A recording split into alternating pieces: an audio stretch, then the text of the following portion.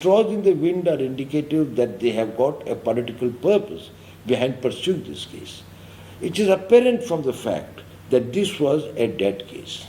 This happened in 2004. A report was filed by the Home Ministry, an affidavit was given to the court, everything was this thing. How was it raked up? Under whose instigation it was raked up is not known. Particularly when there was no new evidence which had come.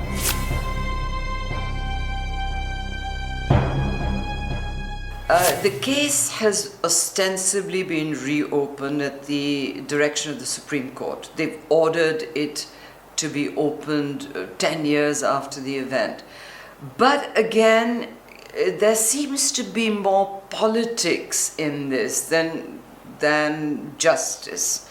Because really, if the justice system was going to do its job, it should have done it 10 years ago. Why are we waiting till now to suddenly find this particular case? And in my personal opinion, it's because of the rise of Narendra Modi, and because if there's one thing that threatens the Congress party politically, it's this man. But the story of Isharat Jahan does not begin in 2004 in June. It began when two men from Pakistan, Abdul Ghani Zishan Johar and Amjad Ali Rana, also known as Salim, made their way through to India illegally. My police here. क्या किया जाए? इसकी तो The two men were known operatives of Lashkar-e-Taiba, an Islamist organization specifically dedicated to jihad, especially against India. To understand the Lashkar-e-Taiba and its objectives, it is necessary to go back in time to November 2008.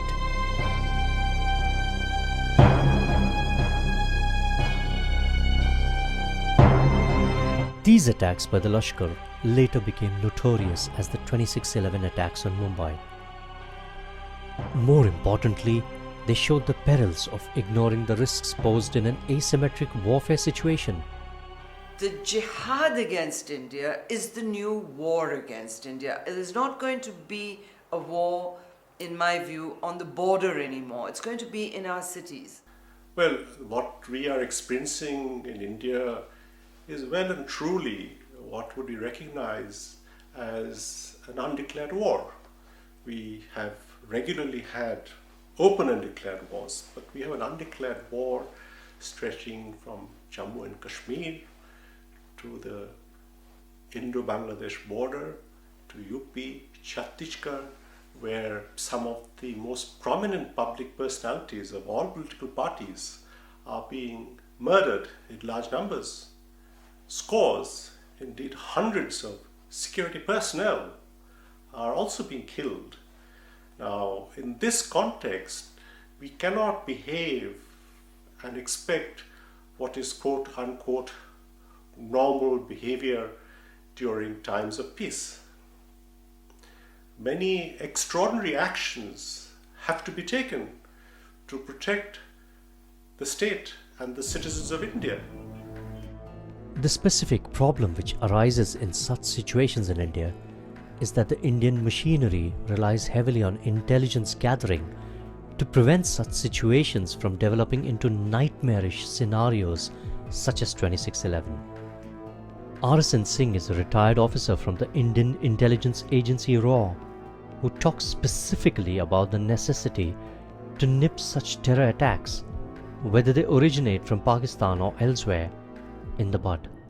What has happened is that Pakistan embarked on a proxy war, and it was because of the expertise that it had gained in fighting the Soviet troops in Afghanistan along with the Americans. So they became experts in proxy war, and they exactly learned as to how to manage this proxy war, diplomatically and politically. And our perception did not change as far as warfare is concerned, and we still flounder in defining as to what constitutes war. This operation of the Lashkar appears to have been part of their same jihad against India. It is the military intelligence establishment of Pakistan which orchestrates the proxy war in India. So all these series of terrorist attacks that you see, or 26/11, it was all actually stage managed, orchestrated, coordinated by the military intelligence complex, of which the Lashkar-e-Toiba, the Dawood gang, is all an integral part. It seems that there was a similar sinister plan which drew the two Pakistani Lashkar operatives, Abdul Ghani Zishan Johar and Amjad Ali Rana, to Gujarat. They befriended Javed Sheikh, also known as Pranesh Pillai, a relatively recent convert to Islam. Perhaps it was this which was the start of Isharat Jahan's troubles. Well, you know, for quite some time, the information had started percolating about the involvement of Isharat Jahan and her association with some of the terrorist groups. Initial stages, probably nobody took it very seriously. But when more evidence came and there was more corroborative evidence about her going and traveling with them to different places, helping in procurement of weapons and planning these things, and also providing them an alibi wherever they were asked or they were interrogated or asked by the questions or by the police. Now, more and more evidence when it started coming, she was put on a certain amount of a watch was being kept on her, if I meant to use the word surveillance. And during that period, I think the security agencies, wherever they were, they came to know that her involvement is much deeper what they had initially anticipated. How odd is it when you think of an 18-year-old girl from a relatively conservative Muslim background to be allowed to travel with a strange man who, whose antecedents even the family would have known very little about. And then what was the reason for her to keep going to Gujarat? Now you talk of Isharat Jahan. Here is a 19-year-old girl who is gallivanting around with, a set of people, set of terrorists, including Pakistanis, going from one place to another. She is missing for several days and her parents don't deem it fit to even lodge an FIR. Javed Sheikh was a history sheeter who was known to the police. He already had 4 cases of rioting registered against him in 1997, according to the MHA records. He had already befriended Isharat well before this encounter. She was later mentioned by newspaper accounts and media reports as his secretary. The hotel records of Hotel Mezban in Lucknow, however, tell us a completely different story. This is the statement of Mr. Irshad Ali, who was working as a receptionist at the Hotel Mezban. I joined Hotel Mezban International, MG Road, Lucknow in 2003 December as receptionist. The owner of this hotel was Sri Rais Ahmed Khan. I worked here until January 2009. For initial 2 to 3 months, my duty was from 8 to 10 p.m. Thereafter, I had been working permanently from 2 p.m. to 10 p.m. Checking out time was 24 hours in our hotel. Today you have shown me 4 photographs with the following description. Shri Amjad Ali or Akbar Ali Rana, Miss Raza Ishrat Jahan, Shri Muhammad Javed Ghulam Sheikh, Shri Jishan Johar or Abdul Ghani. After going through the above photographs, I identify and state that Shri Muhammad Javed Ghulam Sheikh or Pranesh Kumar Pillai had stayed in our hotel as Abdul Rahman. Miss Raza Ishrat Jahan stayed in our hotel as his wife Aisha. Shri Amjad Ali or Akbar Ali Rana or Salim or Rajkumar or Bunty had stayed in our hotel as Rajkumar on the dates mentioned above. वालेकुम अस्सलाम। जी फरमाइए। कमरा दिखाइए। जी कितने? दो काफी है? दो दिखा ना। इशरत, तुम भी ना बेगम, हमेशा भूल जाती हो। हाँ, अब तुम्हारा नाम आयशा है। जी। क्यों राजकुमार?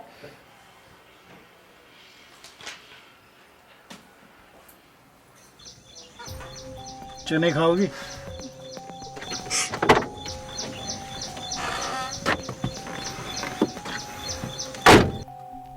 Since it was only few days after their stay in our hotel, that too for 4 times, we could easily identify them. Israt Jahan or Aisha was very religious and regular in 5 times namaz.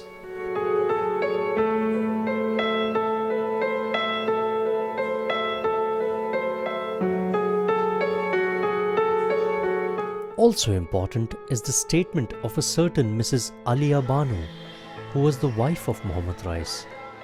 On being asked, I state that in the year 2004, in the month of May, I had gone to my parental village Ibrahimpur as it was mango season. My younger sister Safia Banu had also come to Ibrahimpur. During this time, my brother Miraj had also come from Mumbai. On being asked, I state that in the month of May 2004, my brother's friend Javed and a girl named Isharat had come to our house in Ibrahimpur and stayed with us. Isharat slept with me and Safia Banu on the roof. She did not talk much about her relationship with Javed and their purpose of visit to our village, but I found her very religious, as she was quite regular with 5 times namaz. The testimony of the owner of the hotel, Hotel Mezban International, is also quite interesting. Lot of media persons started approaching me and other hotel staff. Since it was only few days after their stay at the hotel, that too for 4 times, my staff could easily identify them from their photographs. My staff members informed me that Mohammed Javed Ghulam, also known as Pranish Kumar Pillai, had stayed in our hotel as Abdul Rahman. Miss Raza Ishrat Jahan stayed in our hotel as his wife Ayesha, and Shri Amjad Ali, also known as Akbar Ali Rana or Salim, had stayed in our hotel as Rajkumar. So this sort of lends credibility to the story that maybe she was involved in a plot of some kind that she perhaps didn't know about, but that she was certainly there. However, judging by the fact that she changed her name to Ayesha and also knew that the 3 men she was traveling with were using fake identities, it becomes more difficult to believe that she was as innocent as she has been hitherto portrayed. More corroborative evidence about her going and traveling with them to different places, helping in procurement of weapons and planning these things, and also providing them an alibi wherever they were asked or they were interrogated or asked by the questions by the police. Mohammad Wasi, a resident of Faizabad, made an explosive testimony in front of an Ahmedabad magistrate. He approached me and informed that some of his known friend of Mumbai wants to purchase a pistol and requested me to help. He offered me commission of rupees 15 to 20,000. I promised him for the help, and for this purpose I approached one Shri Javed, son of Jamir, of village Jaganpur, who also knew Miraj. He agreed to arrange one pistol and quoted the price rupees 50 to 60,000. It was Sunday. A young boy and a young girl came to the house of Miraj in our village at around 1 to 2 p.m. carrying a black airbag. In evening at around 4 to 5 p.m., Miraj called me and introduced me to the young boy as his friend Javed, who had come from Mumbai. He informed me that they were together in Dubai also. Javed was also carrying a mobile set, which was unusually bigger in size. Javed asked me about the pistol during discussions. Mohammad Wasi further states, next day morning I came to know that Miraj had fallen down and broken his leg. I went to his house where I saw another young boy seating in his house whom Meeraj introduced as Salim. Javed and the young girl, whose name was Isharat as per Meeraj, again came back to the house of Meeraj. I informed Javed that the weapon could not be arranged and returned the advance money to him. काम नहीं हुआ। हम समझे नहीं। वो जगनपुरी वाला जावेद पता नहीं कहाँ चला गया, पता नहीं पैसे वापस दे के गया। कुछ परेशानी? पता नहीं, कुछ पता नहीं मुझे, पैसे देकर चला गया।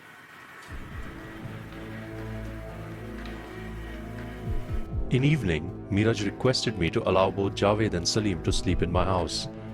Accordingly, they both slept in a house, while Ishrat slept in the house of Meeraj with his sisters.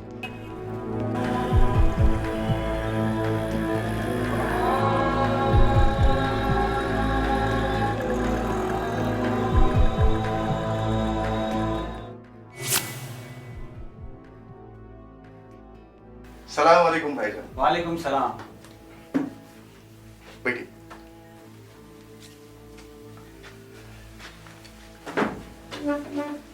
ये अपने जावेद भाई। वाह, ये भी हमारे जावेद भाई मुंबई से, जिनका जिक्र हमने किया था। तो फिर बहुत सही जगह आए हो, अपने 50,000 में मिलते हैं। बस 50,000? इंसान की कीमत बहुत सस्ती होती जा रही दिन ब दिन। पैसे लाए हो? काफी जरूरतमंद मालूम होते हैं।